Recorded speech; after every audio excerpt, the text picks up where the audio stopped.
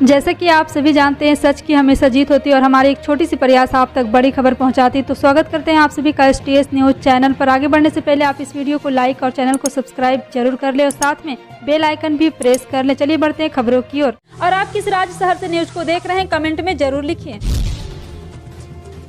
बता दें, रेलवे मंत्रालय की तरफ से दिए गए आदेश में बताया गया है कि कोरोना के पहले ट्रेनों में जिस तरह अनारक्षित कोच लगाए जाते थे, वो जल्द ही अब सभी ट्रेनों में लगने लगेंगे। इसका सीधा मतलब ये हुआ कि अब पहले की तरह आप जनरल टिकट पर सफर कर सकेंगे।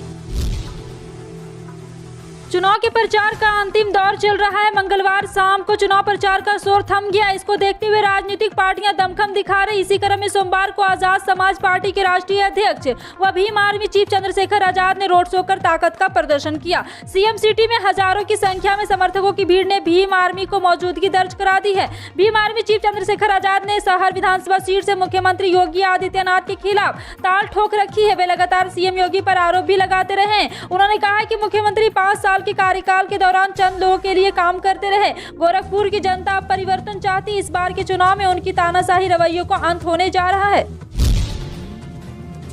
तृणमूल कांग्रेस के नेतृत्व के लिए मंगलवार को उस वक्त शर्मिंदगी की स्थिति पैदा हो गई जब पार्टी के लोकसभा सांसद सौगत राय ने पश्चिम बंगाल में निकाय चुनाव के दौरान व्यापक हिंसा की आलोचना की और कहा है कि इसे टाला जाना चाहिए क्योंकि यह लोगों के बीच एक गलत संदेश देता है। रविवार को पश्चिम बंगाल में 107 नगर पालिकाओं के चुनाव के दौरान हिंसा के मामले सामने आए हैं। सौगत राय ने एक टीवी समाचार चैनल से कहा है कि हिंसा की घटनाओं से बचना चाहिए था क्योंकि इससे जनता में गलत संदेश जाता है। यह पूछे जाने पर कि नगर निकाय चुनाव के दौरान हुई हिंसा का मुख्य कारण क्या है, रॉय ने कहा है कि हम टीएमसी द्वारा किए गए कार्यों के आधार पर जीतेंगे। मिजोरम के मुख्यमंत्री जोरमथांगा ने मंगलवार को कहा है कि म्यांमार में सैन्य तख्तापलट होने के बाद से इस पड़ोसी देश के 24,000 से अधिक नागरिकों ने राज्य में शरण ले रखी है। उन्होंने विधानसभा को बताया कि सरकारी आंकड़ों के अनुसार इस साल 12 फरवरी तक मिजोरम में शरण लेने वाले म्यांमार के नागरिकों की संख्या 24,289 हो गई है। और आपको बता दें कि म्यांमार में बीते दिनों फिर से शुरू हुए संघर्ष के चलते यहाँ से भागकर इस उत्तर पूर्वी राज्य में शरण लेने वाले लोगों की संख्या हाल के दिनों में बढ़ी है। यूक्रेन पर रूस के हमले लगातार जारी है। मंगलवार को यूक्रेन के खार्किव में ऐसे ही मामले में एक भारतीय छात्र की मौत हो गई है। जी हां, आपको बता दें कि मृतक छात्र कर्नाटक के रहने वाला था। प्रधानमंत्री नरेंद्र मोदी और कर्नाटक की सीएम बसवराज बोम्मई ने छात्र के पिता से फोन कर बात की। इस दौरान बोम्मई ने कहा है कि हम इस दुखद क्षण में परिवार के साथ है। उधर पीएम मोदी ने यूक्रेन की हालत पर बैठक बुलाई। इससे पहले सोमवार को भी पीएम मोदी ने यूक्रेन मुद्दे पर बड़ी बैठक की थी। दिल्ली के स्कूलों में अब ऑनलाइन पढ़ाई पूरी तरह खत्म कर केवल ऑफलाइन पढ़ाई कराने का निर्देश दिया गया है। दिल्ली सरकार के शिक्षा विभाग ने आधिकारिक आदेश जारी कर कक्षा 10वीं और 12वीं के लिए हाइब्रिड लर्निंग मोड को खत्म करते हुए स्कूलों को पूरी तरह ऑफलाइन यानी फिजिकल करने का निर्देश दिया है। जारी आदेश दिल्ली के सभी सरकारी को और प्राइवेट स्कूलों पर लागू होगा। 10वीं और 12वीं क्लास के छात्रों की अब क्लास और एग्जाम दोनों केवल ऑफलाइन होंगे। परीक्षाओं को लेकर भी अब छात्राओं में कोई संशय नहीं रहेगा क्योंकि एग्जाम भी अब केवल ऑफलाइन मोड में ही आयोजित करने की अनुमति रहेगी। मार्च का महीना शुरू हो गया है और उत्तर भारत में मौसम एक बार फिर करवट बदलता नजर आ रहा है। इस बीच राष्ट्रीय राजधानी में मंगलवार को न्यूनतम तापमान की गिरावट दर्ज की गई है। भारत मौसम विभाग के अनुसार दिल्ली का न्यूनतम तापमान सामान्य से 3 डिग्री कम 9.6 डिग्री सेल्सियस दर्ज किया गया है। वहीं सुबह हवा में आर्द्रता का स्तर 85% रहा। छत्तीसगढ़ में मुख्यमंत्री भूपेश बघेल द्वारा शुरू की गई गाय के गोबर खरीद के मॉडल पर किसानों से अब गोमूत्र खरीदा भी जाएगा। मुख्यमंत्री के सलाहकार प्रदीप शर्मा ने इसकी जानकारी दी। उन्होंने बताया कि छत्तीसगढ़ सरकार पशुपालकों की आय बढ़ाने के लिए ऐसा करने जा रही है। प्रदीप शर्मा ने कहा कि सरकार के इस कदम से गाय की बेहतर सुरक्षा होगी। गौमूत्र की खरीद भी उसी तरह की जाएगी जिस तरह राज्य सरकार द्वारा गाय के गोबर की खरीद की जाती है। उन्होंने कहा है कि हम ग्राम कोठान समिति के माध्यम से पशु मूत्र की खरीद करेंगे और खरीद के लिए पशु मालिकों और किसानों को पाक्षिक भुगतान किया जाएगा। उत्तर प्रदेश के कुशीनगर जिले में यूपी सरकार के पूर्व कैबिनेट मंत्री व सपा नेता स्वामी प्रसाद मौर्य के काफिले पर पथराव कर दिया गया है। पथराव से कई गाड़ियों के शीशे टूट गए। इस मामले का आरोप भारतीय जनता पार्टी के समर्थक पर लगाया गया है। स्वामी प्रसाद मौर्य की बेटी बीजेपी सांसद संघमित्रा मौर्य ने कहा है कि उनके पिता पर बीजेपी के लोगों ने हमला कराया है। जानकारी के अनुसार यूपी के कुशीनगर में स्वामी प्रसाद मौर्य के काफिले पर हुए पथराव में करीब 1 दर्जन गाड़ियों के शीशे फूट गए। पथराव करने का आरोप बीजेपी कार्यकर्ताओं पर लगाया जा रहा है। सपा नेता स्वामी प्रसाद मौर्य के समर्थक पार्टी प्रत्याशी के समर्थन में प्रचार करने जा रहे थे। यह घटना खरवा पार्टी गंगांव में हुआ है। घटना के बाद सपाइयों में आक्रोश है।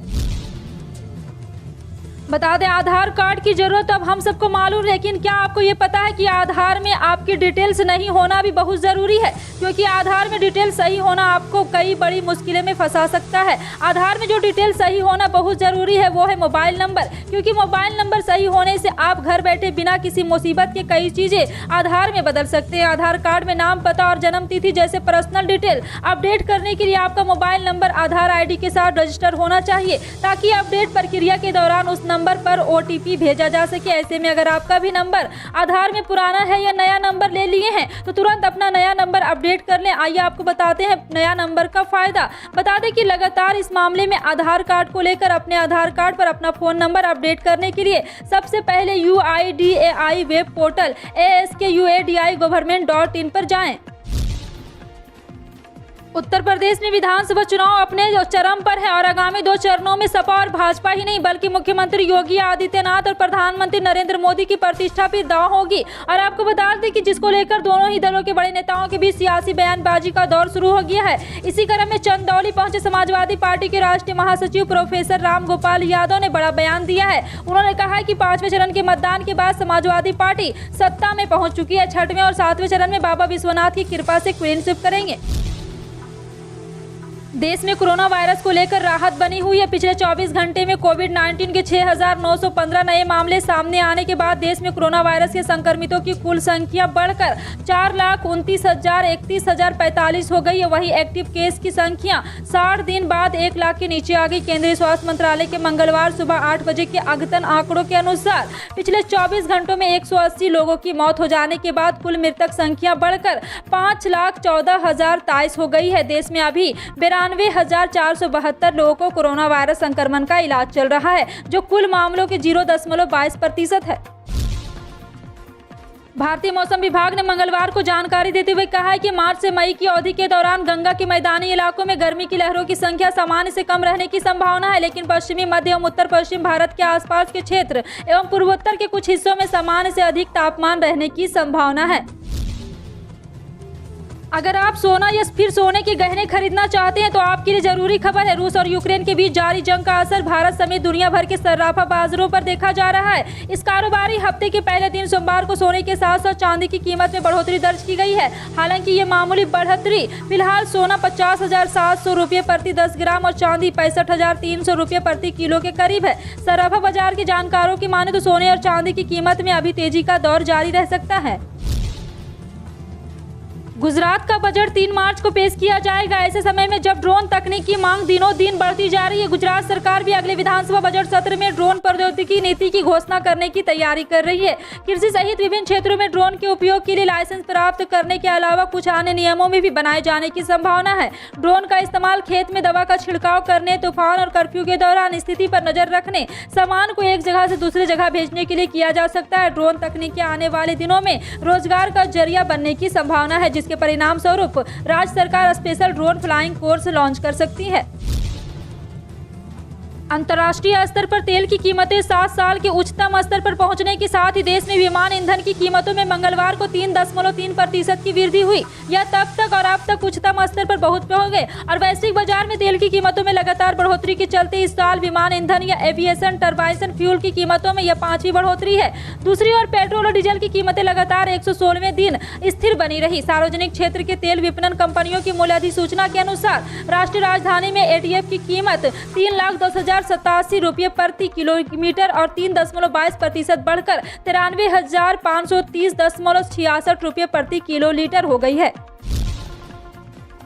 उत्तर प्रदेश विधानसभा चुनाव के 6ठे फेज का मतदान 3 मार्च को है। 6ठे फेज के लिए जारी प्रचार पर 1 मार्च की शाम 6 बजे रोक दिया गया। 6ठे चरण में प्रदेश की 10 जिलों की 57 विधानसभा सीटों पर सुबह 7 से शाम 6 बजे तक मतदान का समय निर्धारित है। 6ठे फेज के लिए चुनाव प्रचार के अंतिम दिन मंगलवार को तमाम दलों के दिग्गज नेताओं ने जोरदार प्रचार किया। इस चरण में 676 प्रत्याशी मैदान में है। सबसे अधिक तुलसीपुर, गोरखपुर ग्रामीण और पटरौना में 15-15 और सबसे कम 7 प्रत्याशी सलेमपुर में है। फिलहाल आपका इन सभी खबरों पर क्या कहना है कमेंट सेक्शन में टाइप करके जरूर बताएं। पल पल की अपडेट जानने के लिए जुड़े रहें आप अपने NTS न्यूज चैनल से। मिलते हैं अगली बड़ी खबर में, तब तक के लिए जय हिंद।